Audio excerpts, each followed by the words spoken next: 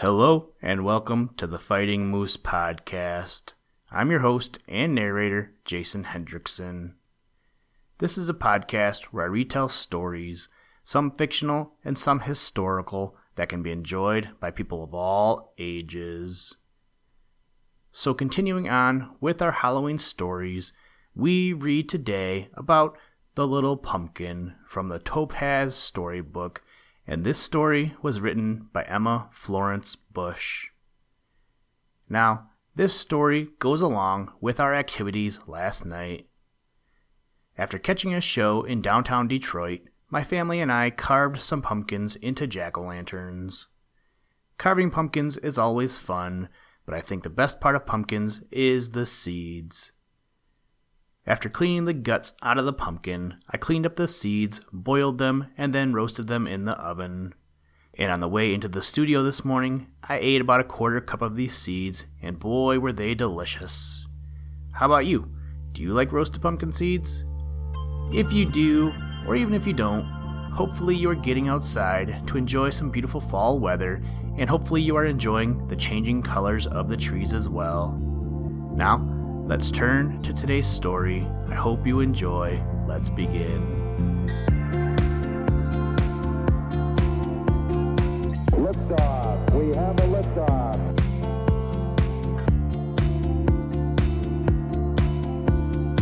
We choose to go to the moon in this decade and do the other things, not because they are easy, but because they are hard.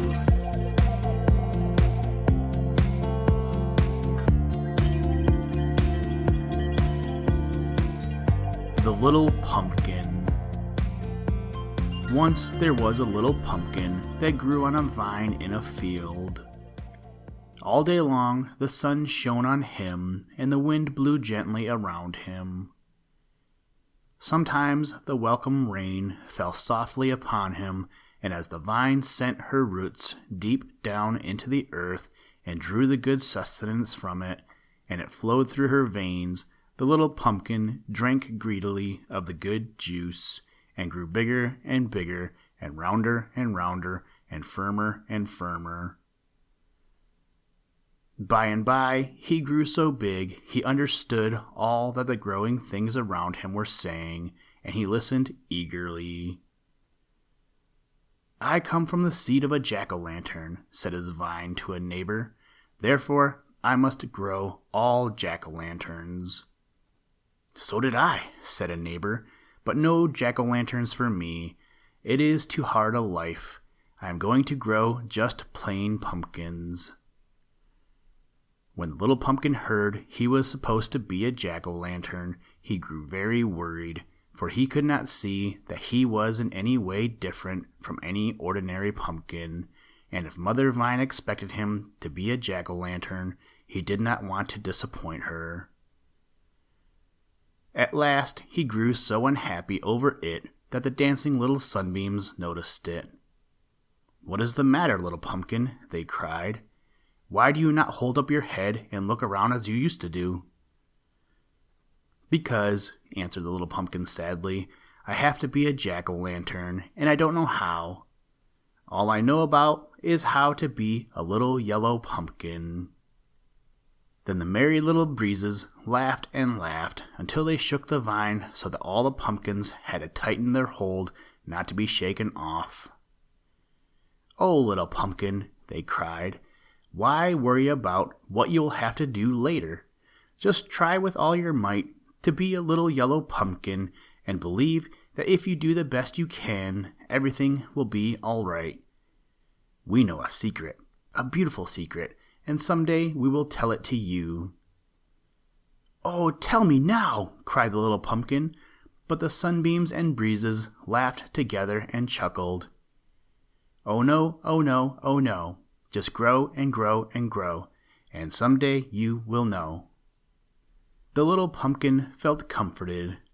After all, he thought, perhaps if I cannot be a jack-o'-lantern, I can be a good pumpkin, and I am so far down on the vine, perhaps Mother Vine won't notice me. He looked around and saw that all his brothers and sisters were only little pumpkins too.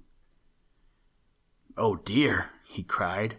"Are we going to disappoint Mother Vine? Aren't any of us going to be jack-o'-lanterns?" Then all his little brothers and sisters laughed and said, "What do we care about being jack-o'-lanterns? All we care about is to eat the good juice and grow and grow." At last came the cold weather, and all the little pumpkins were now big ones, and a beautiful golden yellow. The biggest and yellowest of all was the little pumpkin who had tried so hard all summer to grow into a jack-o'-lantern. He could not believe Mother Vine did not see him now, for he had grown so big that everyone who saw him exclaimed about him, and Mother Vine did not seem at all disappointed. She just kept at work carrying the good food that kept her pumpkin children well fed. At last, one frosty morning, a crowd of children came to the field. "The pumpkins are ready," they cried.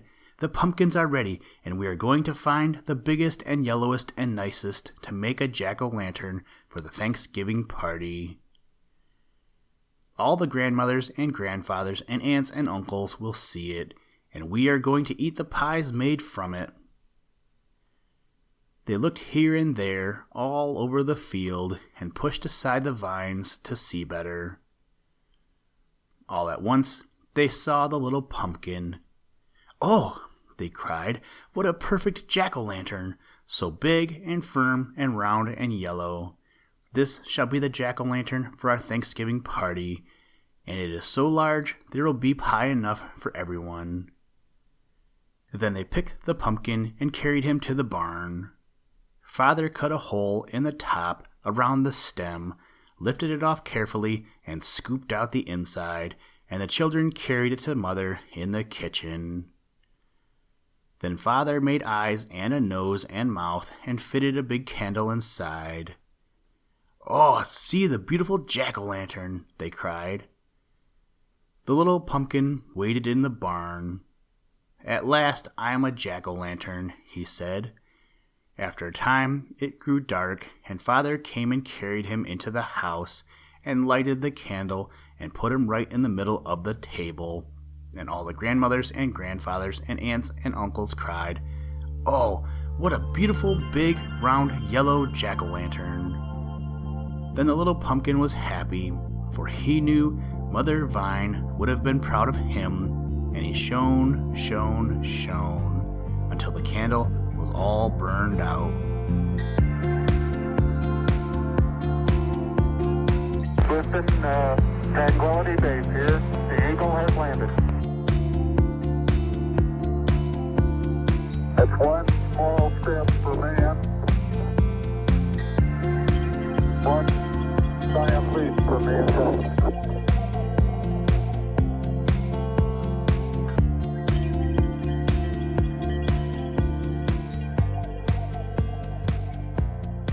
Thank you for listening to this episode of the Fighting Moose podcast.